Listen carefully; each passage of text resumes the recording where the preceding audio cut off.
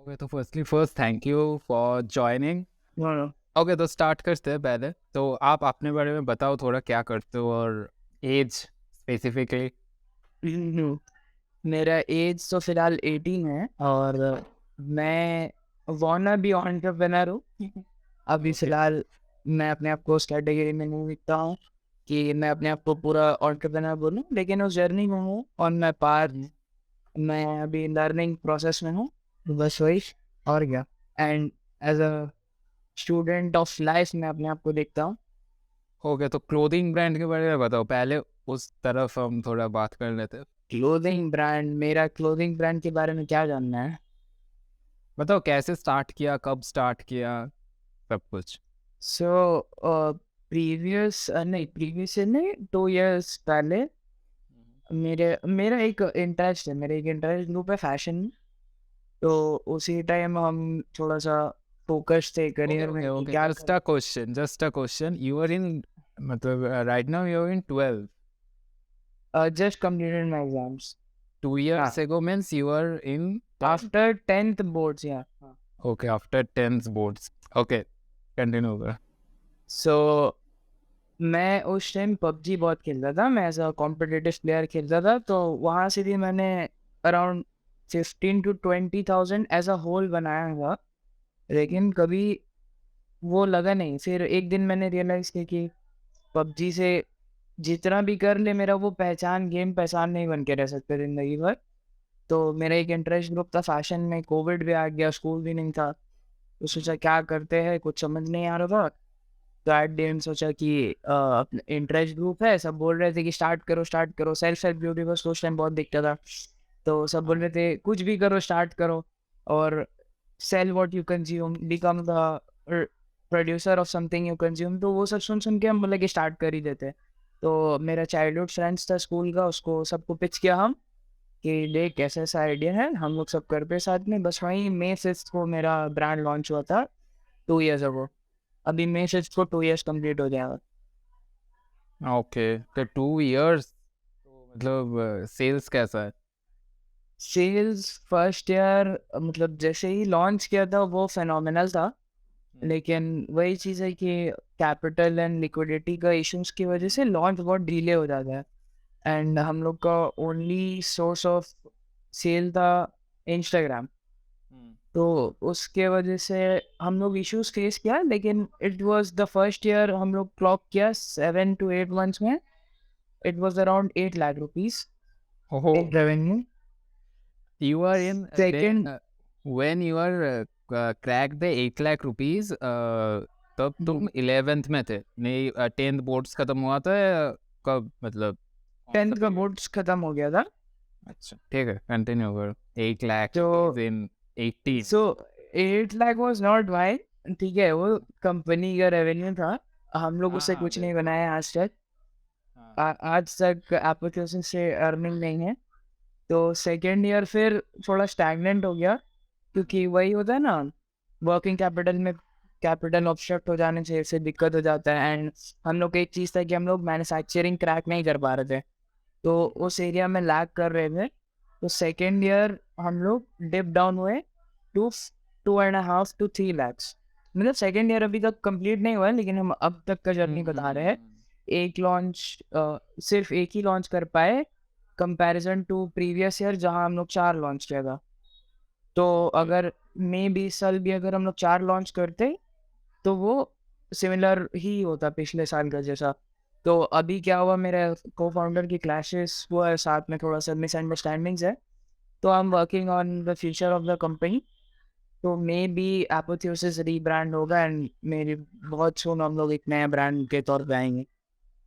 Okay, तो हमने कहा कि जो मैन्युफैक्चरिंग है वो क्रैक नहीं कर पाया था, तो मतलब कौन से ऐसे ये है कि जैसे फैशन ब्रांड के लिए चाहिए होता है, तो ऐसे कौन से चीज़ है जैसे मैन्युफैक्चरिंग, और मुझे जो समझ में आता है स्टाइल, प्राइसिंग, तो और कौन से? फैशन ब्रांड, देखो अभी तक तो हम गेम क्रैक नहीं किया है, लेकिन जहाँ तक हमको लगता है हम लोग जो जो इश्यूज फेस किया वो बताते हैं। तो if you are in a low capital, तो सबसे ज़्यादा दिक्कत होता है मैन्युफैक्चरिंग में, क्योंकि मैन्युफैक्चरर्स आपका मिनिमम ऑर्डर क्वांटिटी उनका बहुत हाई रहता है। तो आप हम्म, बहुत कम प्रोडक्ट्स बना सकते हैं। सेकंड आता है डिस्ट्रीब्यूशन में। जब आप उसको आप अगर कम बजट में हैं, स्पेशली अगर आपका एज कम है 18 से बिलो, तो वहाँ पे आपको ईज़ ऑफ बिज़नेस है ही नहीं। हमको याद है हम अपना कंपनी का करंट अकाउंट खुलाने गए थे, तो बैंकर्स लोग हँस दिए थे वहाँ पे कि तुम लोगों को क्या रिक्वायरमेंट है करंट अकाउंट खुलाने का वगैरह वगैरह। तो वही चीज़ है कि ईज़ ऑफ बिज़नेस था नहीं, तो 2 साल वही कंटिन्यू करना पड़ा हमको। सेकंड ईयर अभी भी वही चल रहा है तो इंस्टाग्राम में। नहीं तो अगर फ्लिपकार्ट, अमेज़न होता तो वो एक अच्छा पार्ट है। ई-कॉमर्स एंड वेबसाइट में बहुत अच्छे से क्रैक हो सकता है। एंड सेकंड चीज़ जो हम लोग एक्सप्लोर करा नहीं है अभी तक, वो था मॉडल शूट्स। क्योंकि कैपिटल इतना कम था, तो उसकी वजह से क्या हो रहा था, मॉडल शूट में बहुत ज़्यादा इन्वेस्टमेंट लग जाता, फिर मेरा प्रोडक्ट नहीं बन पाता। तो वो चीज़ एक्सप्लोर नहीं किया अभी तक। उसके अलावा ऐसे तो कुछ इश्यूज़ हैं नहीं। क्लोथिंग ब्रांड बनाने के लिए आई थिंक मार्केटिंग जो है, उसमें थोड़ा-सा अगर क्रिएटिविटी आ जाए, तो आप स्टैंड आउट कर सकते हो दूसरा ब्रांड से। ओके। तो तुमने बोला कि कैपिटल कम था, तो मतलब नंबर्स अगर तुम नहीं बताना चाहते हो तो इट्स ओके, बट कितना था कैपिटल जब तुमने स्टार्ट किया था? मतलब ऐसे सो राउंड फिगर और ऐसा कुछ बता सकते हो तो। नहीं, हम एग्ज़ैक्ट अमाउंट भी बता सकते, कोई दिक्कत नहीं है।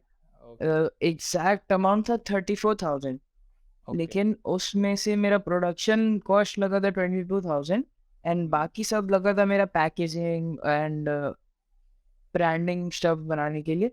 तो हम उसको कैपिटल को हम 22,000 पकड़ते हैं क्योंकि मेरा प्रोडक्शन उतना ही हुआ था। बाकी सब तो एडिशनल था।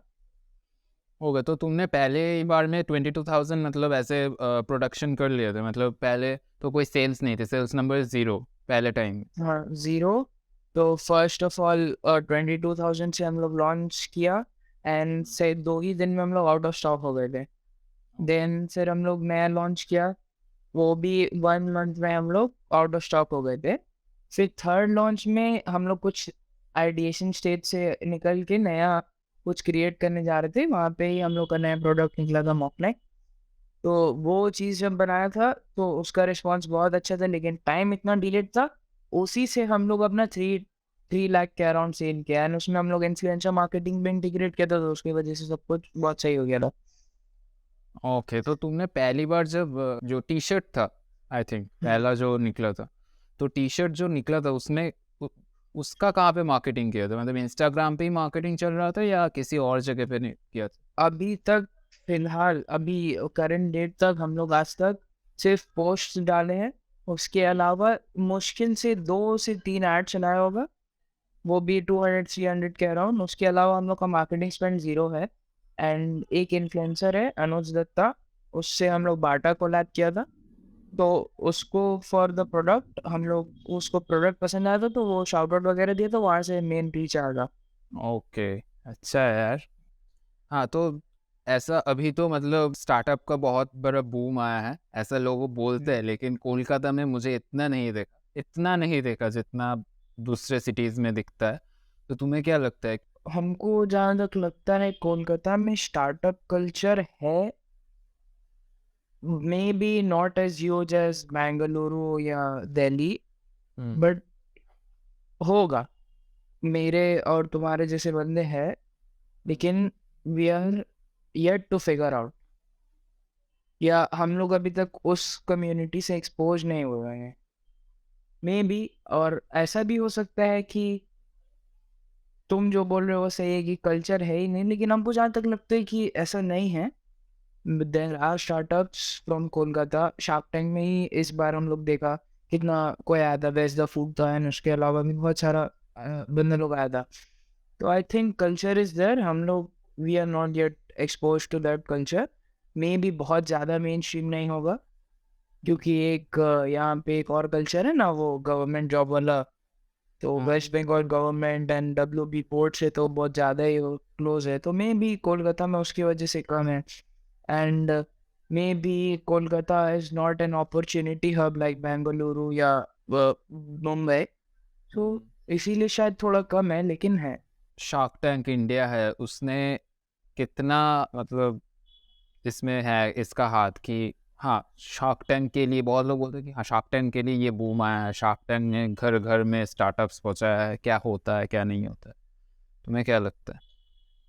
सो आई थिंक हाँ, उसमें बहुत मेजर रोल था शार्क टैंक का, क्योंकि स्टार्टअप वाला जो फील्ड है हुँ। वो बहुत बोरिंग सेक्टर है, वो सर इंटरेस्टिंग नहीं है, ठीक है। हाँ। तो ज्ञान वाला पार्ट सबको बोरिंग ही लगता है, और बैलेंस शीट पढ़ना किसी को पसंद नहीं होता, ठीक है।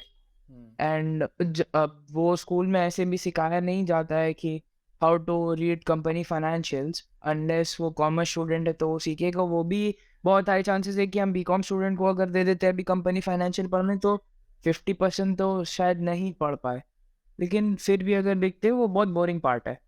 हुँ। तो उसको मेन स्ट्रीम करना मतलब बहुत गलत था, क्योंकि गलत मतलब इन द सेंस कि वो ऑडियंस के साथ ये नहीं हो जाता, वो पुल नहीं कर पाता, वो पुश प्रोडक्ट हो जाता है। जैसे हम हमेशा बोलते हैं कि पुश एंड पुल प्रोडक्ट, तो पुश प्रोडक्ट हो जाता है।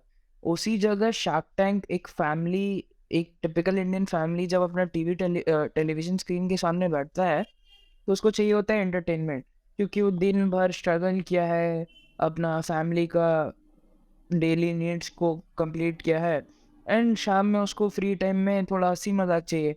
एंड जब शार्क टैंक में वो कुछ सीखने के साथ-साथ जब फन ऐड हो गया, तो उसकी वजह से आई थिंक वो मेनस्ट्रीम चले गया। क्योंकि अगर हम लोग देखें shark tank USA and India में, तो बहुत फ़र्क है, वहाँ पे सब कुछ सीरियस होता है। यहाँ पे वैसा नहीं है, यहाँ पे बहुत सारा ड्रामा भी है, फन है, तो आई थिंक उसी की वजह से वो मेनस्ट्रीम जा रहा है, एंड अच्छा है, उसकी वजह से हम लोग को एंटरप्रेन्योर्स देखने मिल रहा है। एंड इंडिया शुरू से ही एंटरप्रेन्योर वाला कंट्री, जैसे सब बोलते हैं ना बनिया माइंडसेट, वो इंडिया में शायद शुरू से ही है ही। एंड सब सारे बड़े-बड़े इन्फ्लुएंसर्स फ्रॉम इंडिया वो बोलते भी है कि इवन इफ यू सी अ पान शॉप, वो भी एंटरप्रेन्योर ही, वो भी देखता है कि धंधा कैसे, प्रॉफिट एंड लॉस कैसे करना है, तो वही है। ओके, तो मतलब मैं वही बोलने वाला था कि ये जो ड्रामा वाला पार्ट है, मुझे लगता है ना, ये जो शार्क टैंक है, मतलब एज़ अ नॉर्मल जो पर्सन है जिसको उतना मतलब नहीं है कि स्टार्टअप क्या होता है, बिज़नेस क्या होता है, ये क्या होता है, वो क्या होता है, उसके लिए सही है ये ड्रामा वगैरह, ये थोड़ा-सा उसमें मसाला उसमें डाल दिया है। लेकिन हम जैसे लोग जिसे पता है कि क्या होता है एक्चुअल में, जो वहाँ पे दिखा रहा है उतना ईज़ी या उतना ज़्यादा कलरफुल वो नहीं है। थोड़ा इतना ज़्यादा ड्रामा ऐड कर दिया था उसमें, मुझे लगता है कि बहुत ज़्यादा वो पॉलिश हो गया था, इतना पॉलिश भी नहीं दिखाना चाहिए। जैसे कि अश्नीर ग्रोवर का जो है कि दोगलापन, तो मुझे लगता है हुँ। कि हाँ, ये जो स्टार्टअप वर्ल्ड है उतना ज़्यादा फ़ैसिनेटिंग है, उतना ज़्यादा ये नहीं है, पॉलिश नहीं है, बहुत स्ट्रगल है इसमें। तो मुझे लगता है कि वहाँ पे ज़्यादा पॉलिशनेस या ज़्यादा ड्रामा ऐड हो गया है। मैंने जैसे कि और जो पॉडकास्ट किए हैं, वहाँ पे भी मैंने ये क्वेश्चन पूछा था कि आपको क्या लगता है? मोस्ट ऑफ द केसेस मतलब वो लोग नहीं देखते मतलब ये शार्क टैंक। देखते भी है तो कहीं पे एक ऐसा कोई छोटा क्लिप या कुछ ऐसे कोई कभी भी टीवी के सामने या ओटीटी प्लेटफ़ॉर्म के सामने बैठ के वो लोग नहीं देखते, जो एंटरप्रेन्योर्स। हाँ, कहीं पे मुझे भी ऐसा फ़ील होता है। क्योंकि उसका हाथ है एक्चुअली में इंडिया में बिज़नेस का थोड़ा-सा मेनस्ट्रीम करने का, वही वो चीज़ जो है ना, वो शार्क टैंक से ही आया है। मेबी अब जैसे हम लोग का बात रहा, जो ऑलरेडी ये सब जानते हैं उसको फन वाला पार्ट नहीं चाहिए, उसको वहाँ से जाके सीखना है। तो आई वुड से कि ठीक है ना, तो अगर तुमको सीखना ही है तो ट्राई अदर वेज। दूसरा का एंटरप्रेन्योर्स का बुक्स पढ़ो, एंड बहुत सारे there are multiple ways of learning. लेकिन जो जिसको नहीं पता उसको जानने दो, से वो तुम्हारा टारगेट ऑडियंस तुम हो ही नहीं, तो मत देखो, सिंपल। हुँ, पॉइंट। तो तुम्हें क्या लगता है कि बुक्स जो तुम पढ़ते हो उसमें क्या मतलब, मैं अगर कोई बुक पढ़ता हूँ तो मुझे वो रिटेन नहीं होता है, ठीक है? तो मुझे मैं कहीं पे लिख के रखता हूँ, तो मुझे लगता है कि वो लिख के रख के फिर उसको रिवाइज़ करना होता है, या मुझे ऐसा लगता है कि कोई बुक मैं पढ़ता हूँ या कुछ उसमें लिखा हुआ रहता है, अगर मैं उसको मेरे लाइफ़ में इम्प्लीमेंट नहीं कर पाता हूँ, तो मुझे लगता है कि it's a waste of time. मुझे ऐसा लगता है, मेरा ऐसा साइकोलॉजिकल ये है, पैटर्न है कि मैं कोई बुक पढ़ता हूँ, वो मैं इम्प्लीमेंट नहीं कर पाता हूँ। हाँ, कुछ-कुछ चीज़ें होता है कि जानने के लिए पढ़ा जाता है, लेकिन हाँ, कुछ-कुछ जो एटॉमिक हैबिट हो गया या मेरे पास एक गिफ्ट आया था, कुछ था लाइव, कुछ था ऐसा करके, तो उसमें जो चीज़ें हैं मैं कभी भी इम्प्लीमेंट नहीं कर पाऊँगा वो सब चीज़ें। मतलब मैं इम्प्लीमेंट नहीं कर पाऊँगा मीन्स मैं उस कैटेगरी में या उस इंडस्ट्री में मैं नहीं हूँ। तो मुझे लगता है कि ऐसा मतलब वेस्ट ऑफ टाइम है। तुम्हें क्या लगता है? या तुम्हारा क्या वेस्ट साइकोलॉजिकल फैक्ट्स है? वेस्ट ऑफ टाइम, अच्छा।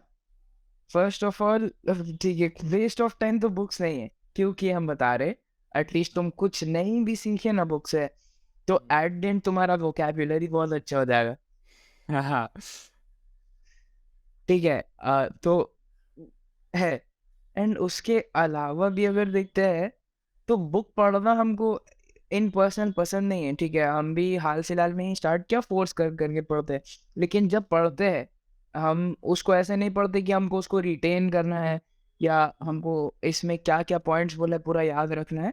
ऐसा नहीं है, हम जस्ट पढ़ते हैं कि अच्छा हम पढ़ रहे हैं, मेरे लाइफ में जो भी चीज़ हो रहा उससे वो चीज़ रिफ्लेक्ट हो जाता है, तो जब कनेक्ट हो जाते हैं तो बहुत चीज़ का सल्यूशन मिल जाता है, बहुत चीज़ का नया पर्सपेक्टिव मिल जाता है, बहुत वाइड माइंडेड हो जाता है फिर इंसान कि इसी चीज़ को लेकर हम एक और तरीक़े से सोच सकते हैं। ठीक है, देयर आर बुक्स जो बोलते हैं कि रियल एस्टेट में ध्यान दो, स्टॉक मार्केट खराब है। देयर आर बुक्स जो बोलते हैं स्टॉक मार्केट में ध्यान दो। तो मल्टीपल पर्सपेक्टिव लो, फिर उसके बाद चुनो कि अच्छा तुमको क्या इंटरेस्टिंग लग रहा है। क्योंकि आई डोंट थिंक, हम ऑब्वियसली ये बहुत कोई बोला है लेकिन हम भी उन लोग के साथ एग्री करते हैं कि there is not only one correct answer. एक चीज़ का मल्टीपल करेक्ट आंसर हो सकता है। तो nothing is polarise, I think सब कुछ वो ग्रे स्टैंस लेता है कि अच्छा ये भी हो सकता है वो भी हो सकता है, कॉम्बिनेशन मल्टीपल चीज़ का मल्टीपल तरीक़ों से हो सकता है। ऐसा नहीं है कि एक ही चीज़ है तो वही फॉलो है। जैसे सब बोलता है कि वह एंटरप्रेन्योर सक्सेसफुल एंटरप्रेन्योर्स लोग का लाइफस्टाइल अगर हुआ तो कैसा होता है, 5 they wake up at 4 AM, workout करते हैं, मैन उसके बाद भी बहुत चीज़ नहीं। देयर आर सक्सेसफुल पीपल जो हम देखा है, आई क्लोजली फॉलो देम, तो दिखते कि वो लोग बहुत ज़्यादा लैविश लाइफस्टाइल एक्स्ट्रावेगेंट जी रहे हैं, बहुत क्लबिंग कल्चर में है। तो सक्सेस वाला चीज़ जो ये सब एक डिसिप्लिन से लिंक किया जाता है, वो आई डोंट थिंक कि इम्प्लीमेंट है। उसी तरीके से बुक्स का भी पर्सपेक्टिव वहीं पे आ जाता है कि आपके लिए अगर काम करो तो आप पढ़ो, आपके लिए नहीं काम करो मत पढ़ो। Make sense. तो तुमने जो बोला मतलब ये जो डिसिप्लिन का है, मुझे लगता है कि परसिवरेंस अगर नहीं होगा तो सक्सेस नहीं होगा। ऑब्वियसली सक्सेस का जो अल्टीमेट जो है उसका सबका अलग होता है, जो डिस्क्रिप्शन है या जो भी है उसका। तो उस परसिवियरेंस बहुत इम्पोर्टेंट चीज़ है, ठीक है, लेकिन नहीं होगा एक बहुत ज़्यादा टॉपिक कवर करने वाला वर्ड है, क्योंकि हम लोग उसको जनरलाइज स्टेटमेंट में कवर नहीं कर सकते। तो होगा ही नहीं परसिवियरेंस के बिना, ये नहीं होता। यहाँ पे लक फैक्टर भी आ जाता है कि किसी का होने का रख जो वो हो जाता है। ओके ओके लेकिन ओके, ये बहुत जस्ट ये कि लक में विश्वास करते हो या ऐसे कुछ, भगवान में, लक में? भगवान, हाँ, गॉड में ऑब्वियसली बिलीव करते हैं, लेकिन लक आई थिंक कि ऐसा कि प्री डेस्टिन्ड है सब चीज़, वो थोड़ा सा बिलीव नहीं करते हैं कि ठीक है। प्री डेस्टिन्ड नहीं है। लेकिन लक दूसरा चीज़ है, वो नावल रविकांत बहुत अच्छे से समझाते हैं। खैर हम ये वाला आंसर को पहले कंप्लीट करते हैं। तो ये नहीं बोल सकते कि परसिवियरेंस के बिना सक्सेसफुल नहीं होगा, ये बोल सकते हैं कि परसिवियरेंस के साथ प्रोबेबिलिटी सक्सेस का ज़्यादा बढ़ जाता है। डिसिप्लिन? वही सेम है, प्रोबेबिलिटी बढ़ जाता है। अगर हम डेली 4 AM में उठ के जा रहे हैं तो मेरा चांसेस है कि हम ऐसा हाई वैल्यू मैन लोग के साथ मिलेंगे जो, तो प्रोबेबिलिटी बढ़ जाता है। उसका मतलब ये नहीं कि हम 10 बजे सुबह उठते तो हम कुछ नहीं कर पाएंगे। मतलब जो तुम्हारे लिए काम करता है वही काम करता है ना, हाँ व्हाट वही इज वर्क वही for you works for you. ये हाँ। मैं बहुत ज़्यादा ही करता हूँ। और टैलेंट और जो लक फैक्टर, ये दो चीज़ें जो है, तुम्हें क्या लगता है ये होते हैं या नहीं? टैलेंट तो ऑब्वियसली होता है, ओके। और टैलेंट नहीं रहेगा तो इंसान God gifted talent I don't think होता है। वो आप बचपन से आपका एनवायरनमेंट जैसा है आप उसके हिसाब से शेप होते रहते हो, आपके सराउंडिंग के ऊपर, आपके वही कुणाल से एक बहुत अच्छा फ्रेमवर्क देता है। You are why are you you, उससे कोई क्वेश्चन पूछा था, सो वो आंसर दिया था, you are either you because of your experiences और your trauma.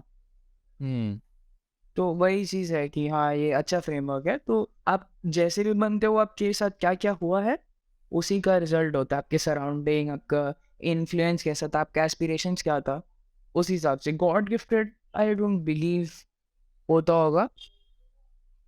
Okay. And talent का ये है, एंड लक का रहा बात, तो लक भी आई थिंक होता है, क्योंकि बिना लकी हुए राइट प्लेस राइट टाइम पे कुछ कुछ चीज़ ऐसे हो जाता है तुम्हारे साथ जो कभी लगता ही नहीं है कि अच्छा ये चीज़ यहाँ कहाँ से आ गया। एंड रहा बात की लक ऑलरेडी प्री डेस्टिन्ड है, तो हम बैठे रहेंगे भी तो हो जाएगा ना वो चीज़, वैसा नहीं है। आई थिंक कि वो काम करते रहेंगे तो उस चीज़ का प्रोबेबिलिटी बढ़ जाता है कि लक मेरे साथ हैपन होगा। अब यहाँ पे बैठे बैठे हम 100 चीज़ अटेम्प्ट कर रहे हैं, 100 चीज़ में फेल हो रहे, 101 टाइम में चांसेस है कि मेरा लक हो जाएगा, लेकिन हम एक बार भी ट्राई नहीं किया तो क्या चांसेस ऑड्स हो जाता है कि लक मेरे साथ काम करेगा। तो एंड आई डोंट थिंक, हम जितना भी देखा है कि जो परसिवियरेंस के साथ बहुत ज़्यादा काम किया है कोई भी चीज़ में, उसको लक फेवर किया ही है। अभी तक तो ऐसा केस नहीं देखा जो अनसक्सेसफुल रहा। ऐसा भी तो हो सकता है ना, जिसके साथ लक फेवर किया है उसे ही सिर्फ मतलब वो मंच मिला है और तुम्हारे पास तुम्हारे कानों तक वो आया है। वो जितना सक्सेसफुल नहीं हुआ है जो बंदा, वो तो ऑब्वियसली ना वो सामने नहीं आ पाएगा। हाँ तो वो ठीक है, लेकिन वही है ना कि एट द एंड लक का फेवर होना बहुत ज़रूरी है। बिना लक का कर ही नहीं पाएंगे। Luck okay. Factor is very important. Okay, तो लास्ट टॉपिक जो पॉडकास्ट का है, तो जो इलॉन मस्क है या जो जेफ बेजोस है, इन लोगों को बहुत ज़्यादा इंडिया में बेसिकली, और बहुत सारे ऐसे कंट्रीज शायद होंगे, मुझे नहीं पता ऐसे, मुझे तो इंडिया ही सिर्फ मतलब मैं सेंटर करके बोल रहा हूँ कि तो वैसे भगवान की जैसे दिख, मतलब बहुत सारे लोग ऐसे मानते कि वो लोग कुछ अलग ही करते हैं, अलग ही है, वो इस दुनिया के इंसान नहीं है। ठीक है, मैं उतना नहीं मानता हूँ, लेकिन हाँ जो ये है इलॉन मस्क है का जो थिंकिंग प्रोसेस है मुझे बहुत पसंद आता है। तो तुम्हें क्या लगता है कि वो सच में, मतलब तुम कैसे देखते हो उन लोगों को, कि उन लोगों को एक मास स्केल में माइंड के साथ खेलना अच्छे से आता है, या मार्केटिंग बहुत अच्छा ऐसे करते हैं कि लोग मतलब ऐसे हो जाता है कि गॉड? जो इंसान मतलब वो लोग को हम ऐसा देखते हैं कि दे आर समवन कि इतना ज़्यादा उन लोग वर्क कर लिया है कि उन लोग 99.99% पॉपुलेशन से एक्सीड कर गया है, इतना वर्कआउट कर लिया है। एंड रहा बात जैसे इलॉन मस्क है, वो जो ब्रांड छूता है उसको सोना बना देता है। तो आइडलाइज करना ठीक है, कर सकते हैं आइडलाइज, क्योंकि वो लोग किया है वैसा चीज़। रहा बात वो लोग का खासियत का, वो लोग क्या ऐसा क्रैक किया, तो हमको जहाँ तक लगता है वो लोग the act of persuasion crack कर लिया। इंसान को कन्विंस कैसे करना है। जब आप कैरिस्मेटिक हो जाते हैं तो आप ऑटोमेटिक लाइकेबल बन जाते हैं। तो whenever you see Elon Musk को कोई भी पॉडकास्ट या पब्लिक स्पीकिंग में, वो ऐसा ऐसा बात बोल देते हैं कि आदमी बोलेगा क्या बंदा है यार। तो वही चीज़ है जो मेन स्ट्रीम पसंद आने लगता है इंसान को। एंड रहा बात गॉड जैसा आइडलाइज करना, तो आई डोंट थिंक कि कोई भी इंसान को गॉड जैसा आइडलाइज करना चाहिए। लेकिन इंडिया है तो थोड़ा सा हम लोग इमोशनल ज़्यादा है इंडिया में, एंड इसीलिए वो हो जाता है। जैसे सचिन तेंदुलकर भी क्रिकेट में गॉड ऑफ क्रिकेट बोलते हैं उसको, तो वो ठीक है, वो इमोशनल फैक्टर है। वो ऐसा नहीं है कि लिटरल सेंस में वो लोग गॉड बना ले रहे, वही है। हाँ, तो मतलब इलॉन मस्क के जैसा और एक बंदा अश्नीर ग्रोवर है सच में, मतलब ना थोड़ा सा। आई डोंट एग्री, बहुत बहुत ज़्यादा ही डिफरेंस है। नहीं नहीं नहीं, मैं वैसे नहीं बता रहा हूँ, एज अ माइंड के साथ खेलने वाले बंदे हैं, वो लोग वो मार्केटिंग वो चीज़ क्या है ना, अब वो चीज़ क्या है ना कि जितना भी ग्लोबल फेमस एंटरप्रेन्योर्स है या बिलियनर्स है या कोई भी है, ये लोग हाँ। 3-4 चीज़ क्रैक कर ही लिया है, तभी वो लोग वैसा है। एक है the power of persuasion, hmm. वो लोग किसी को भी कन्विंस कर सकता है and they are great sales guy. हाँ बिल्कुल। हाँ, तो उसकी वजह से वो चीज़ है कि वो पिच करेगा तो वो आदमी कन्विंस हो जाता है सामने वाला। सेकंड, वो लोग को पता है कि कहाँ पे क्या बोलना है, कहाँ पे वन लाइनर्स, कहाँ पे पंच, तो उससे वो लोग कैरिस्मेटिक भी ऑटोमेटिक हो जाता है, जिससे वो लोग लाइकेबल बन गया है तो इंसान लोग उसको पसंद करने लगता है। And when you have your audience with you, तुम ऑटोमेटिक वो स्केल पे चले जा सकते हो। स्टीव जॉब्स भी वही किया था, स्टीव जॉब्स भी मार्केटिंग जीनियस था।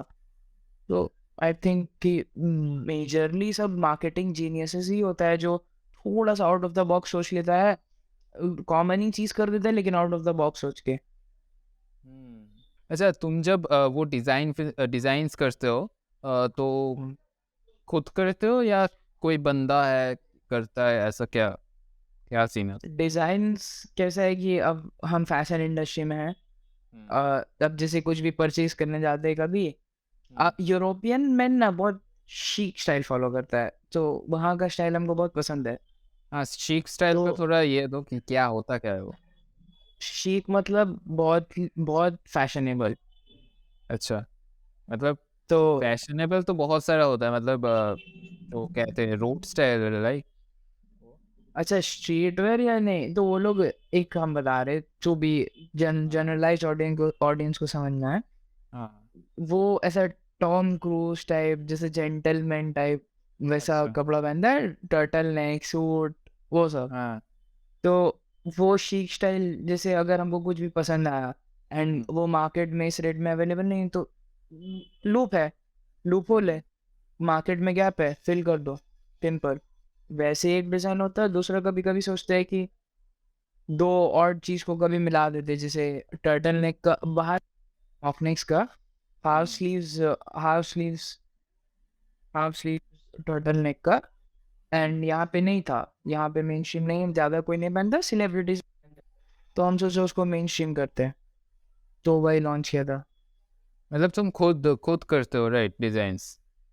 हाँ, फिलहाल तो वही है। अच्छा, ठीक है। और क्या? हम्म। नहीं, I think we are done.